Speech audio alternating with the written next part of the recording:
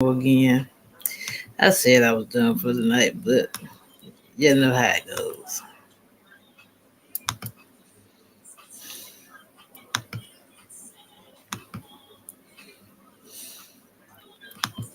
To honor and accept one's own shadow is a profound spiritual discipline. It is whole-making and thus holy, and the most important experience of a lifetime. Robert A. Johnson was an American author and Jungian analyst, a follower of Carl Jung's analytical psychology. At the age of 11, he had a near-death experience in a car crash and was rushed to the hospital. He found that the nothingness, the blackness, was also the ecstatic world. He saw the world golden in visions. When they saved his life and the vision stopped, he could not bear to live. In therapy, he was convinced to live because without the human faculty, he could not see the things which he treasured so much. Robert had a great difficulty with the outer world. At one point he was known as Parsifal, an innocent fool. He experienced many slender threads between life and death during his life. Exploring the inner world helped him tremendously. His encounter with Jung was decisive. He wrote, "Dr. Jung to spend most of my own, have a separate room in the house to be used for nothing but inner work, never to join any organization or collectivity. Dr. Jung told me that the unconscious would protect me, give me everything that I needed for my life, and that my one duty was to do my inner work. All else would follow from this." He said it was not the least important whether I accomplished anything outwardly in this life, since my one task was to contribute to the evolution of the collective unconscious. At the age of 54, and feeling lost in his life, Robert visited India alone. After a long and exhausting trip, and having lost his luggage, he went to his hotel and wanted nothing else than to sleep the whole day. He looked outside the window and was struck by the beauty of the sight. He experienced the golden world a second time, after many decades. He was given a second chance. If you trust the inner world, it will take care of you. The golden world is there all the time. It is a misconception to think that we produce it or earn it. It is not some other place or time, but a state of consciousness, an experience open to anyone, at any time and at any place. The kingdom of God is within. Robert has published books such as He, Understanding Masculine Psychology, She, Understanding Feminine Psychology, and Owning Your Own Shadow, Understanding the Dark Side of the Psyche, among others. We will be focusing on the third one. In our times, the water of life lies not in the external world, but rather within. The exploration of our inner world is the most important task in our lives. For this, one must go beyond the ego, what we are and know consciously, and delve into the shadow. Robert refers to Jung's early usage of the term, the part of us we fail to see or know, anything that is part of the unconscious.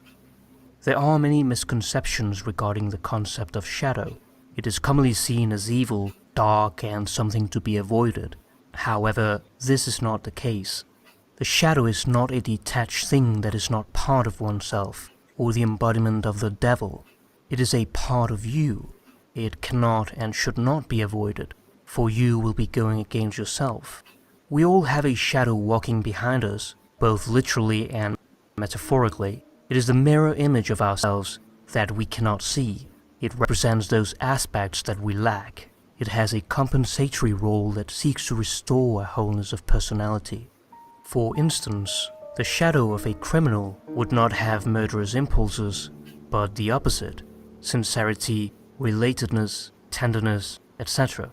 The shadow of a shy person would be assertiveness, commitment, responsibility, etc. By displaying only the pleasant parts and highlights of oneself, and by denying one's emotions and inner feelings, because one wants to, for example, be likable or avoid conflict, one will build resentment that will go directly to the shadow and be projected onto others unconsciously. We must recognize that we are capable of both good and evil. That is the only reality. To deny darkness is to deny half of oneself. With this in mind, most of us strive for a life of goodness, tranquility, and happiness. The shadow is not to be seen as our enemy, but our friend. It contains pure gold, waiting to be integrated into our personality. The shadow only becomes hostile when it is ignored or misunderstood. That is when it takes control of us, because we are not willing to. You can either be led and guided in life by your shadow, or be dragged through life by it, leading to neurotic behavior. It is not good that makes holy, it is the union of both good and evil that gives way to the transcendent. So, how does the shadow originate? Our refused and unacceptable characteristics do not go away. They only collect in the dark corners of our personality. When they have been hidden long enough, they take a life of their own, the shadow life. If it accumulates more energy than our ego, it erupts as an overpowering rage. Someone once told Jung, "How do you find your shadow?" He replied, "How do you find the dragon that has swallowed you?" By definition, the shadow is a part of you that you don't know. You don't talk about your own shadow. If you can talk about it, it is already conscious and no longer shadow. As such, other people are more likely to see your shadow first, an embarrassing reality. We are all born whole, but somehow culture demands that we live out only part of our nature and refuse other parts of ourselves. We divide the self into an ego and a shadow because our culture insists that we behave in a particular manner. This is our legacy from having eaten of the fruit of the tree of knowledge in the Garden of Eden, gaining consciousness of good and evil. The shadow can also be seen as sin, and the self as the figure of Christ. Culture is the great leveling process. It brings everyone down to the same level. This means that also some of the pure gold of our personality goes into the shadow. Robert writes, "Curiously, people resist the noble aspects of their shadow more strenuously than they hide the dark sides. To draw the skeleton out of the closet is relatively easy, but to own the gold in the shadow is terrifying. It is more disrupting to find that you have a profound nobility of character than to find out you are a bum." Ignoring the shadow is to ignore the inner gold, and many only discover their gold when they suffer from severe or life-threatening illness. This intense experience shows us that an important part of us is lying dormant. The archetype of the wounded healer is one who has learned to cure himself and find the gold in his experience. This is typically the role of the shaman who often falls ill, only to gain the insight needed to heal himself and bring wisdom to his people, the elixir of life.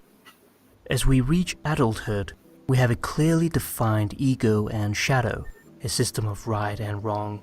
The religious task is to restore the wholeness of personality. Religion means to put things back together again, to connect whatever is fractured. This is the job of the religious life. We modern people are broken within. The truth is hard to bear, and we do not want to hear that there's something in the world more important than our ego. Something needs to die. Not our bodies, but the ego. Robert writes, "Generally, the first half of life is devoted to the cultural process, gaining one's skills, raising a family, disciplining oneself in 100 different ways. The second half of life is devoted to restoring a wholeness, making holy of life." Robert uses the image of the teeter-totter or seesaw to illustrate our personality. On the right side we have our acceptable qualities, the righteous side, and on the left side we have those qualities that are unacceptable, the forbidden side. No quality can ever be discarded. It can only be moved between these two sides of the seesaw. A law prevails that most of us choose to ignore completely. The seesaw must be balanced if one is to remain in psychic equilibrium. If one indulges characteristics on the right side, they must be balanced by an equal weight on the left side. The reverse is equally true. This instability is what causes mood swings, or suddenly acting as a completely different person. On the other hand, if the seesaw is too heavily loaded, it may also break at the center point. This is a psychosis or breakdown. While we take the balance of, say, our body temperature for granted, we rarely recognize that the psyche also has its way of keeping a balance.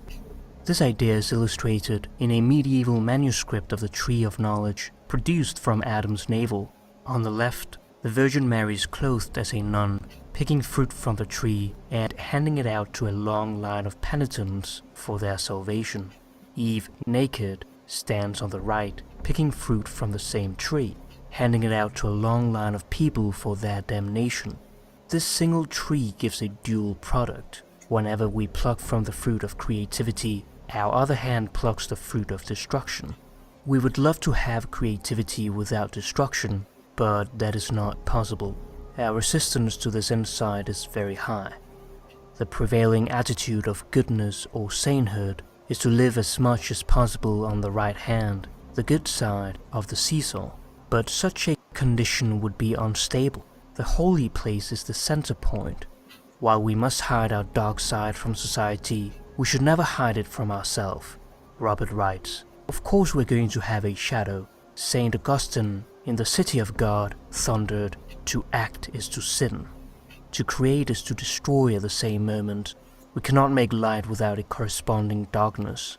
India balances Brahma, the god of creation, with Shiva, the god of destruction, and Vishnu sits in the middle, keeping the opposites together.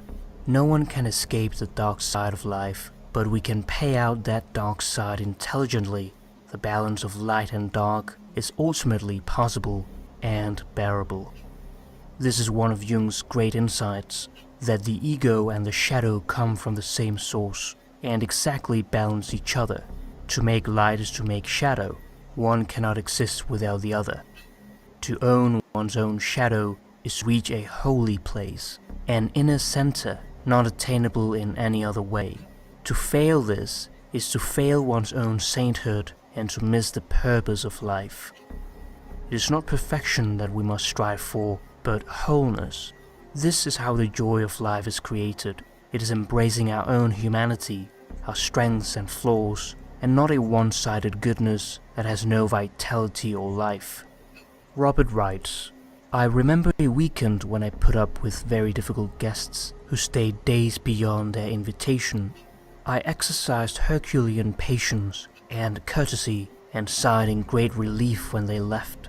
I thought I had earned something nice by my virtue, so I went to the nursery to buy something beautiful for my garden. Before I knew what was happening, I picked a fight with the nurseryman and made a miserable spectacle of myself. Since I did not pick up my shadow consciously, I landed it on this poor stranger. Balance was served, but in a clumsy and stupid way. One has to honor one's shadow, for it is an integral part of oneself, but one must not push it onto someone else. The shadow will claim its dues in some form, intelligent or stupid. Projection is always easier than assimilation. It is only possible to do one's best and live a decent civilized life if we acknowledge this other dimension of reality. We all have the potential for evil. That is what unites all of us. Those who deny this are often those who fall prey to their own shadow. To refuse the dark side of one's nature is to store up or accumulate the darkness.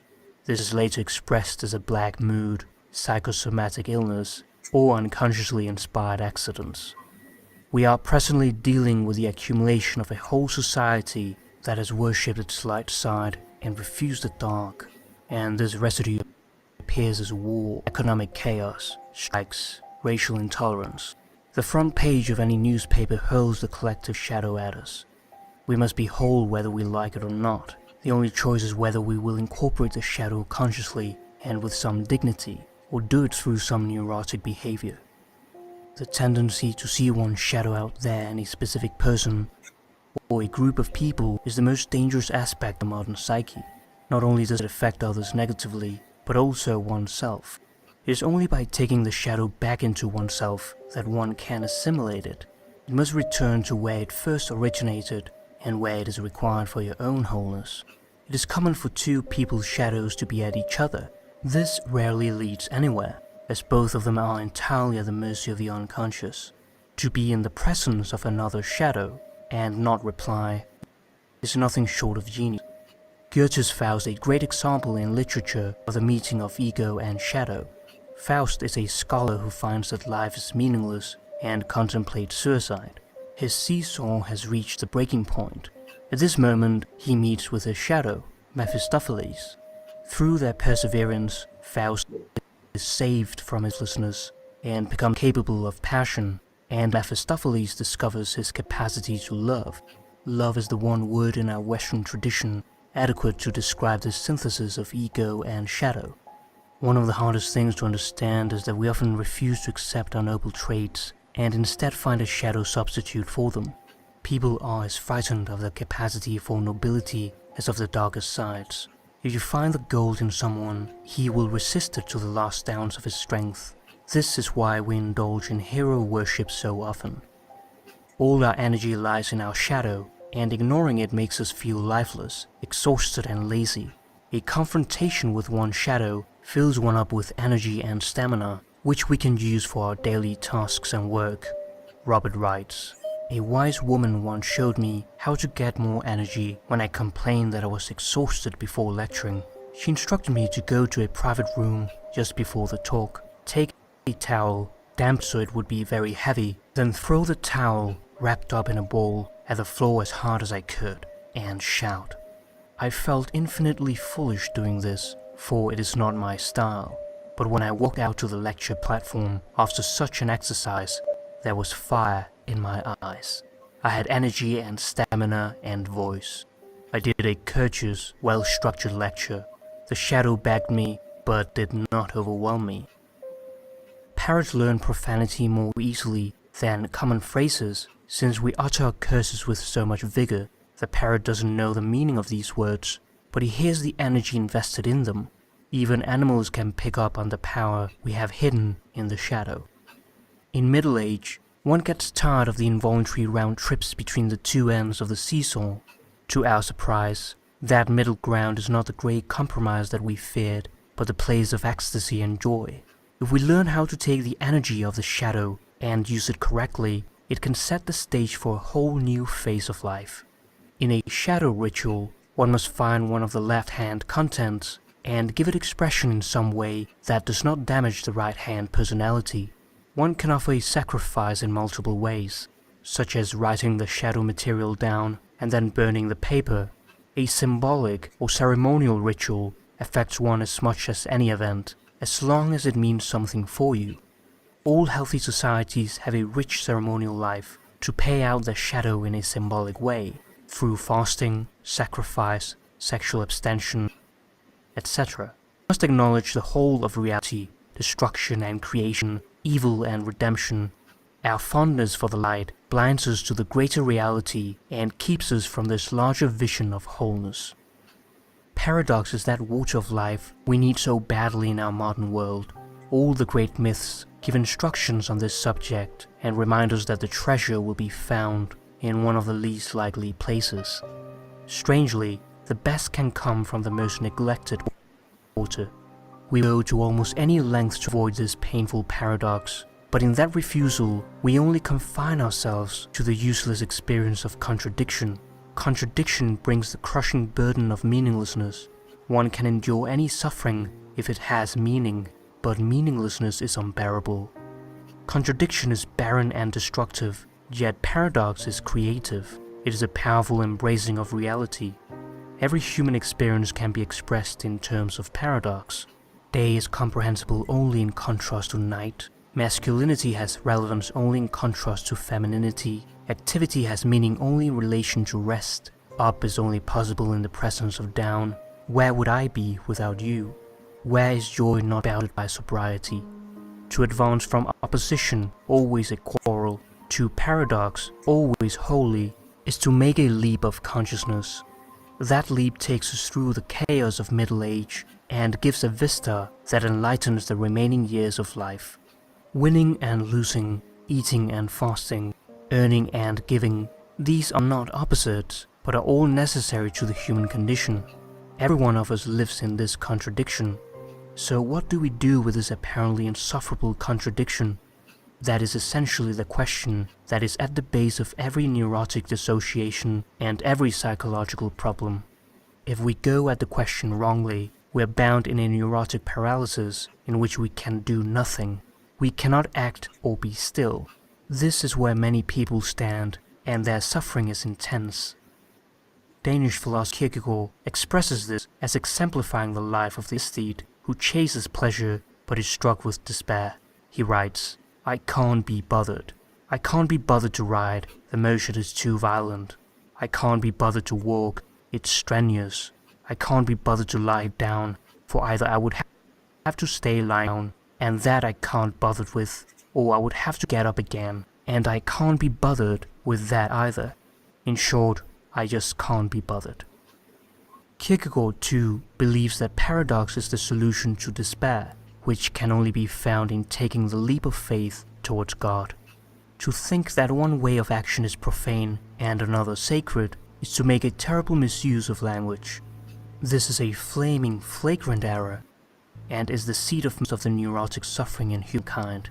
Religion bridges or heals. It restores and reconciles the opposition that have been torturing each of us. It helps us move from contradiction, that painful condition where things oppose each other, to the realm of paradox, where we are able to entertain simultaneously two contradictory notions and give them equal dignity.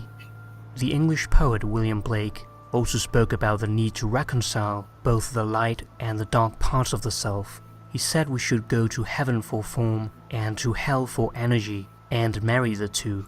Most people spend their entire life energy supporting the war of opposites within themselves. This only brings despair. In the miracle of the paradox, it is good to win, it is also good to lose. It is good to have, it is also good not to have. Each represents a reality, a truth. To stay loyal to paradox is to earn the right to wholeness. Fanaticism is always a sign that one has adopted one of the pair of opposites at the expense of the other.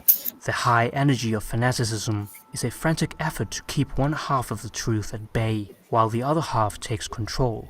This always yields a brittle personality of always being right. But what has paradox to do with the shadow? It has everything to do with the shadow, for there can be no paradox, that sublime place of reconciliation, until one has owned one's own shadow and drawn it up to a place of dignity and worth. To own one's own shadow is to prepare the ground for spiritual experience, conflict, paradox, to relation. That is the divine progression. Who does not spend much of his time debating whether to do the disciplined task or to goof off a bit longer and stay in dreamy nowhere? Neither is holy, but exactly in the paradox between them lies the holy place. To be in a situation where there's no way out, or to be in a conflict where there's no solution, is the classical beginning of individuation or self-realization. In this state, the unconscious wants the hopeless conflict in order to put ego consciousness up against the wall, so that one has to realize that whatever one... Oh, I'm sorry, y'all.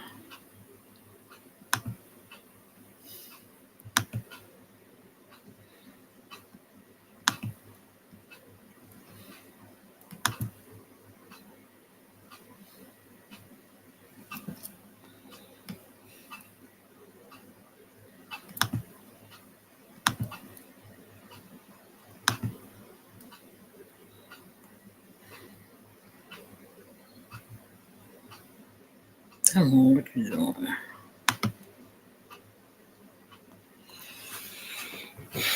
Moving slow. Give me just a minute.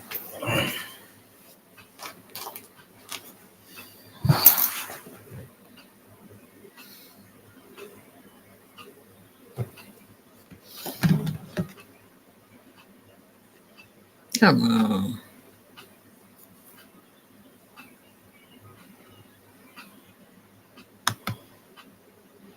The heck with it. Don't act right.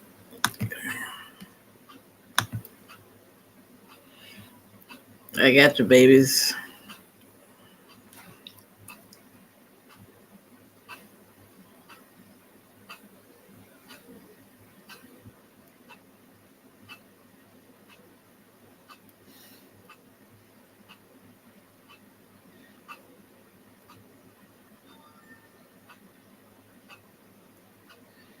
Give me just a second, babies. I got y'all. Hold on a minute.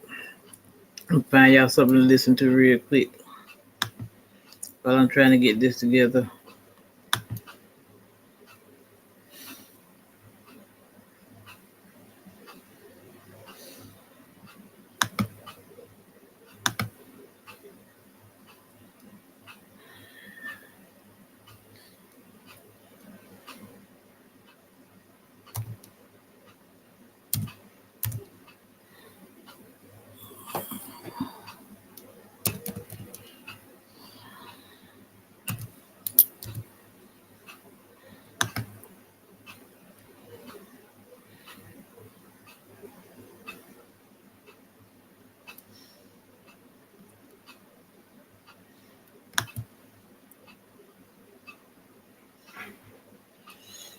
Okay, I'm about to get you, boo.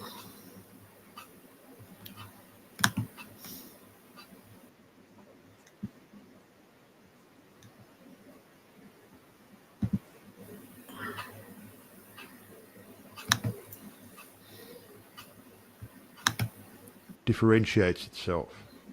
If you consider matter in its right order as the polar opposite to spirit, you will not find any antagonism between them. On the contrary, together they constitute one harmonious whole. And when you realize this, you feel, in your practice of visualizing, that you are working from cause to effect, from beginning to finish. In reality, your mental picture is the specialized working of the originating spirit. One could talk for hours on purely scientific lines, showing, as Troward says, that raw material for the formation of the solar systems is universally distributed throughout all space. Yet investigation shows that while the heavens are studded with millions of suns, there are spaces that show no signs of cosmic activity. This being true, there must be something which started cosmic activity in certain places, while passing over others in which the raw material was equally available. At first thought, one might attribute the development of cosmic energy to the etheric particles themselves. Upon investigation, however, we find this to be mathematically impossible in a medium which is equally distributed throughout space, for all its particles are in equilibrium. Therefore no one particle possesses in itself a greater power of originating motion than the other. Thus we find that the initial movement, though working in and through the particles of primary substance, is not the particles themselves. It is this something we mean when we speak of spirit. The same power that brought universal substance into existence will bring your individual thought or mental picture into physical form. There is no difference of kind in the power. The only difference is a difference of scale. The power and the substance themselves are the same.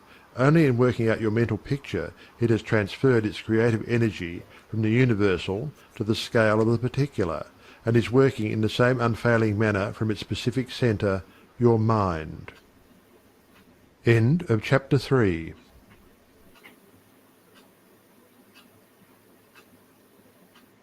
Your Invisible Power by Genevieve Berend. This LibriVox recording is in a public domain. Chapter 4. Operation of your mental picture. The operation of a large telephone system may be used as a simile. The main or head central subdivides itself into many branch centrals, every branch being in direct connection with its source, and each individual branch recognizing the source of its existence, reports all things to its central head.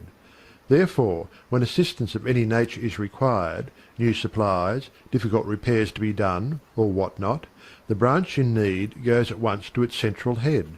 It would not think of referring